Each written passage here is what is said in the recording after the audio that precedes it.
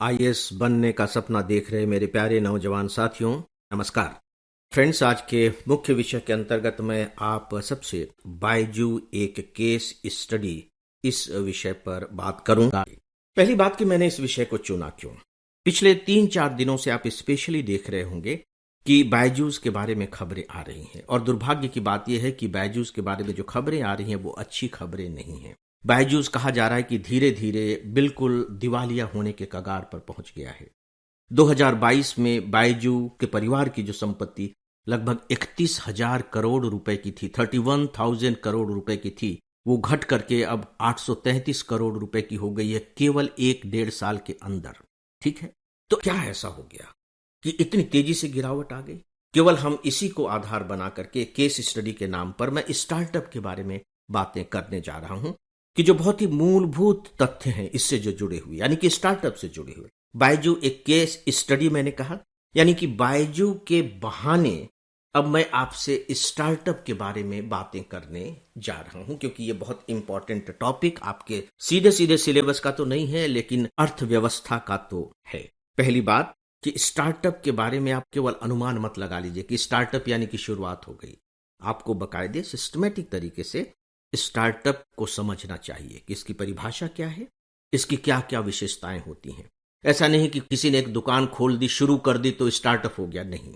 Startup का जो मूल चरित्र है वो शुरुआत चाहे जिससे भी करें, उसका एक फाउंडर होता है या कुछ लोग मिलकर के एक कंपनी बना लेते हैं और ये मान करके चलते हैं कि ये बहुत बड़ा रूप लेगा। ये उनके सोचने समझने और करने का तरीका होता है। तो आप इसे अच्छे तरीके से समझ लें कि स्टार्टअप का चरित्र क्या होता है, मतलब इसके बड़े होने की संभावनाएं बनी रहती हैं। डेफिनेटली इसमें अनसर्टेनिटी भी बहुत होती है। स्टार्टअप, अब आप इसके व्यवस्था को समझिए। मान लीजिए कि आपके दिमाग में कोई आइडिया आया और आपने उस आइडिया को इंप्लीमेंट करना शुरू कर दिया।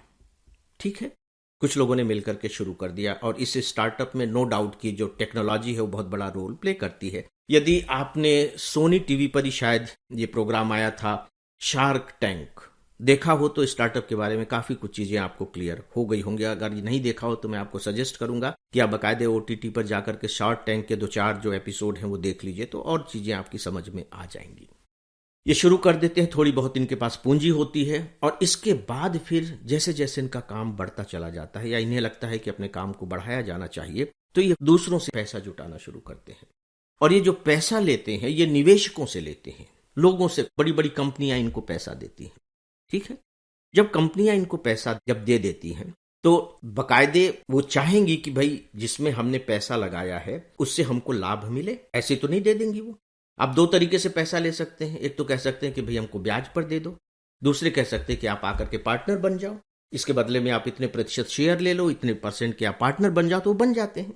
तो जब वो पार्टनर बन जाते हैं, जब वो पैसा देते हैं, तब कंपनी पर दबाव बनता है कि आप हमें प्रॉफिट कमा करके दीजिए। तो कंपनी पर जैसे ही प्रॉफिट कमाने का दबाव आता है, अब कंपनी क्या करेगी? फिर कंपनी किसी भी तरह के तरीके निकालने लगती है, कस्टमर लाने लगती है, कंज्यूमर्स पैदा करने लगती है। बायजू ने भी बिल्कुल यही किया। शुरू में देखिए कि जो बायजू के हेड जो रविंद्रन बायजू हैं, वो बाकायदे एक टीचर थे, उन्होंने पढ़ाने से शुरुआत की। लेकिन एक बहुत बड़ी सफलता उनके नाम पर है कि वो इतनी जल्दी इतनी बड़े हाईटेक एजुकेशन की इतने बड़े फाउंडर बन गए, इतने बड़े कंपनी के मालिक बन गए, उनकी सफलता है। लेकिन मुश्किल तब हुई जब इन्होंने फंड जुटाना शुरू किया। लोगों ने फंड देना शुरू कर दिया। अब इनको कस्टमर चाहिए, ज्यादा ज्यादा स्टूडेंट चाहिए। तो अब इन्होंने स्टूडेंट को किसी भी तरीके से अपने यहां लाने के लिए एन केन प्रकारेण के तरीके अपनाने शुरू कर दिए। और आपको मालूम होगा कि लगभग 1.5-2 साल पहले बकायदे बायजू को इस बारे में चेतावनी भी दी गई थी कि आप किस तरीके से जो बच्चों के पेरेंट्स हैं उनका इमोशनल शोषण कर रहे हैं, इमोशनल तरीके से उन्हें डरा धमका करके आप अपने यहां ला रहे हैं।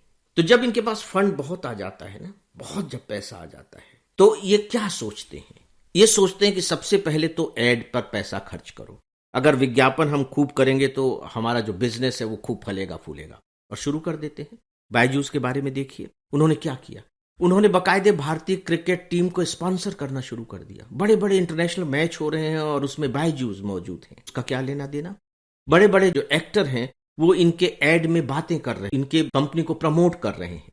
तो ये ऐसे क्षेत्र थे जहां इन्होंने अनावश्यक रूप से दुनिया भर का धन खर्च किया, और इसे स्टार्टअप की लैंग्वेज में कहा जाता है कैश बर्निंग। यानी कि स्टार्टअप ये मानते हैं कि जो हमारे पास कैश आया हुआ है इसे हम बर्न करें, खूब जलाएं, आग लगा दें इसमें, तो इससे फिर एक हवा बनेगी हमारे नाम के और फिर जो है ना हमारी कंपनी राइज कर जाएगी, बढ़ जाएगी। लेकिन इनफैक्ट ऐसा होता नहीं है और यही बायजू के साथ हुआ और अंततः बायजू इस स्थिति पर पहुंच गया। तो दोस्तों, मैंने आपको एक प्रैक्टिकल एस्पेक्ट बताया है स्टार्टअप के साथ जो घटनाएं घटती हैं। आप जानते हैं कि भारत में अभी लगभग 1,13,000 स्टार्टअप हैं। 1,13,000, कल्पना करके देखिए।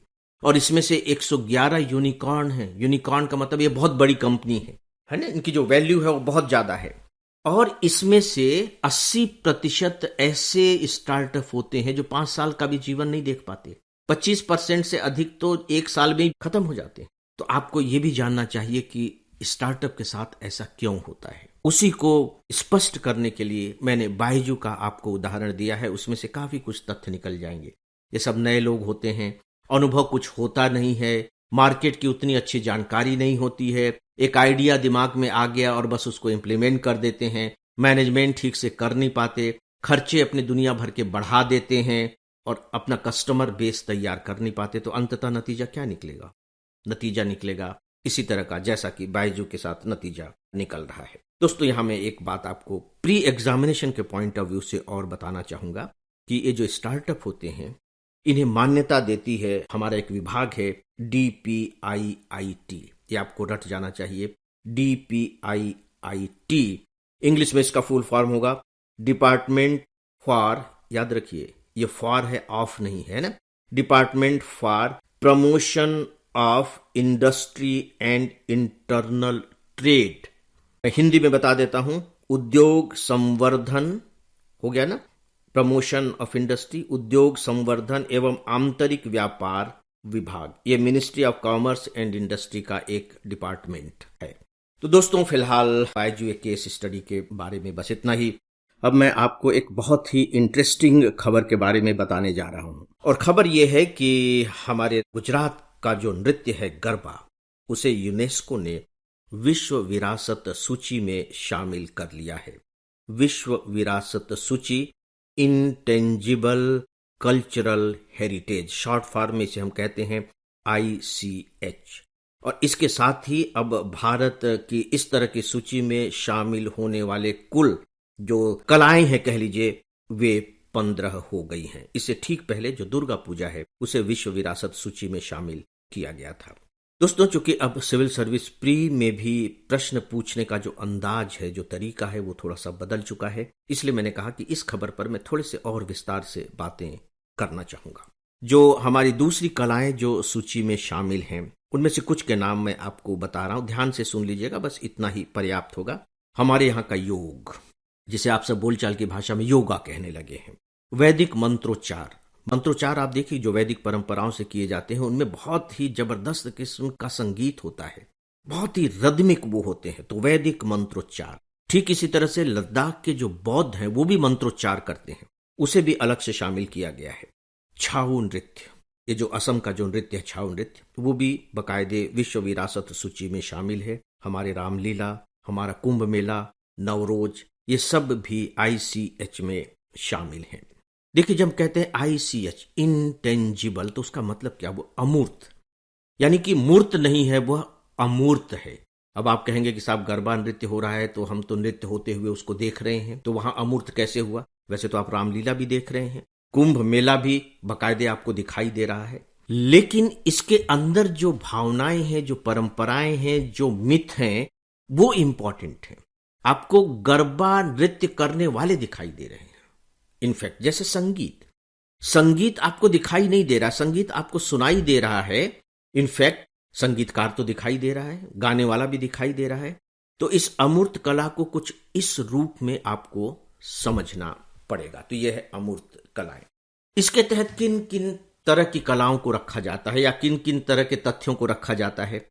जैसे मौखिक परंपराएं, हमारी बहुत सी परंपराएं मौखिक रूप से चल रही हैं। अब मौखिक परंपराएं हैं, परंपराएं आपको परंपरा के रूप में तो दिखाई देंगी, लेकिन उस तरह से उनके अंदर जो धारा बह रही है वो अमूर्त है। तो मौखिक परंपराएं हैं। इसी तरह से हमारी बहुत सी सामाजिक प्रथाएं होती हैं, अनुष्ठान और उत्सव होते हैं, अब जो दुर्गा पूजा है, गरबा है, आप इसे उत्सव भी मान सकते हैं, अनुष्ठान भी मान सकते हैं, नृत्य भी मान सकते हैं। प्रकृति और ब्रह्मांड से संबंधित जो ज्ञान होते हैं, जो अभ्यास होते हैं, ये सब के सब अमूर्त कलाओं के अंतर्गत आते हैं। दोस्तों, ये जो गरबा है, गरबा का मतलब क्या होता है? गरबा नृत्य देखिए आजकल बहुत पॉपुलर हो गया है। खासकर जब दशहरे का समय आता है तो मैंने देखा है कि उत्तर भारत में तो जगह जगह पर गरबा नृत्य अब होने लगे हैं। बेसिकली है ये गुजरात का।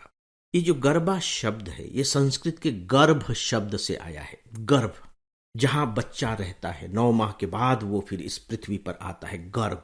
तो इसका इससे क्या संबंध है, इसे जान लेना थोड़ा सा अच्छा होगा। ये बात देखिए मैं इसलिए आपको बता रहा हूं ताकि आपकी जो सोचने समझने का तरीका है और जो देखने का ढंग है वो थोड़ा सा बदले, और आपके जो नॉलेज का क्षेत्र है वो थोड़ा सा विस्तृत भी हो, किताबों की दुनिया से निकल करके वो एक वास्तविक दुनिया में पहुंचे, ताकि प्री एग्जामिनेशन में जो क्वेश्चंस पूछे जाते हैं, अनुमान के जरिए आप सही उत्तर तक पहुंच सकें। और यहां तक कि मुख्य परीक्षा में जो प्रश्न पूछे जाते हैं उनके बारे में अपनी ओर से सोच सकें, और निबंध के पेपर में तो आप कमाल ही कर जाएं। ऐसा कैसे संभव होगा? इसी तरह से संभव होगा जो मैं आपको बताने जा रहा हूं। गरबा, गर्भ, राइट?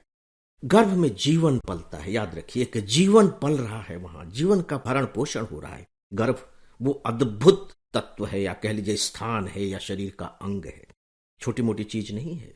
जीवन को जन्म देने वाला होता है गर्भ, ठीक है? तो गरबा नृत्य में क्या होता है? गरबा नृत्य में होता यह है कि बीच में बकायदे एक प्रकाश, एक दीपक रखा जाता है। यह गर्भ का प्रतीक है। यह दीपक जलता रहता है और उसके चारों ओर फिर नृत्य किया जाता है। और ये जो चारों ओर नृत्य हो रहा है, जो सर्किल में नृत्य हो रहा है, वृत्त में, ये बेसिकली टाइम का प्रतीक है, टाइम साइकिल का प्रतीक है। जीवन में लगातार परिवर्तन होते रहते हैं, बचपन, फिर जवानी, फिर बुढ़ापा, फिर मृत्यु। ये चारों ओर एक साइकिल चल रहा है टाइम का। लेकिन बीच का जो लैंप है वो स्थिर है, वो कभी नहीं नष्ट होगा। तो ये कौन है? ये मां है। गर्भ किसका है? मां का है। दुर्गा क्या है?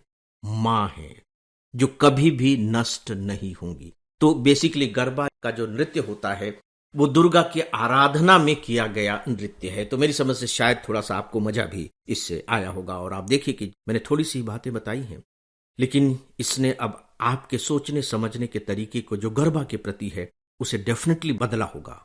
अभी नहीं बदला होगा तो कोई बात नहीं, आगे बदल जाएगा।